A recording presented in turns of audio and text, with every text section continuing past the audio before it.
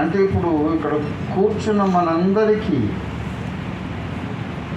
చిన్నదో పెద్దదో ఒక్కొక్క సంఘం ఉంది. మనము నడిపించే కొంతమంది విశ్వాసులు ఉన్నారు. అది 10 మంది కావచ్చు, 25 మంది కావచ్చు, 50 కావచ్చు, 100 కావచ్చు, కొన్ని వందల మంది కావచ్చు. వాళ్లకు పౌలు చెబుతున్నాడు, మీపై నాయకులుగా ఉన్నవారికి, అంటే మనం అన్నమాట, మనకు లోబడి ఉండి వారిని అనుసరించి నడుచుకోవాలి. వారిని మీరు జాగ్రత్తగా వెంబడించండి. వెంబడించేటప్పుడు వారు అంతము వరకు ఎలా నడుచుకున్నారో ఫుట్నోట్లో చూడండి. వారి ప్రవర్తన ఫలమును, అంటే ఫుట్నోట్లో ఏమంటాడు, వారు అంతము వరకు నడుచుకున్నటువంటి రీతిని తలంచుకొనుచు.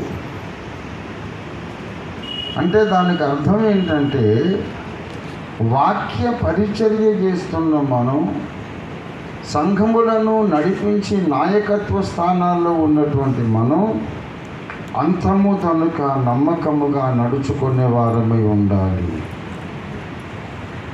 ఇది ఇవాల్టి పాఠం. అంతము వరకు అంటే దేని అంతం? అది ఏది అంతం కావాలి అంటే మన జీవితాంతము వరకును, మన ఊపిరి ఆగిపోయేంత వరకును ఏ రీతిగా మనము నమ్మకంగా నడుచుకుంటూ ఉన్నామో దానిని కనిపెట్టి చూడండి అని పౌలు మన కింద ఉన్న సంఘాలకు చెబుతున్నాడు. పౌలు చెబుతున్నాడు, మనం నడిపించే సంఘాలకు, మన కుటుంబాలకు, అది చిన్న బృందమే కావచ్చు, పెద్ద సమూహమే కావచ్చు, వాళ్ళకి చెబుతున్నాడు, కనిపెట్టి ఉండండి. మీ నాయకులు ఎలా నడుచుకుంటున్నారు.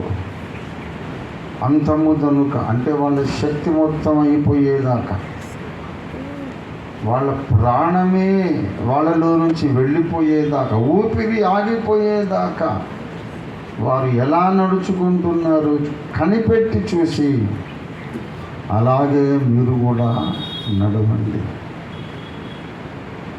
అలాగే ప్రకటన గ్రంథంలో 2వ అధ్యాయం 10వ వచనాన్ని చూస్తే, ఇదిగో మీరు శోధింపబడునట్లు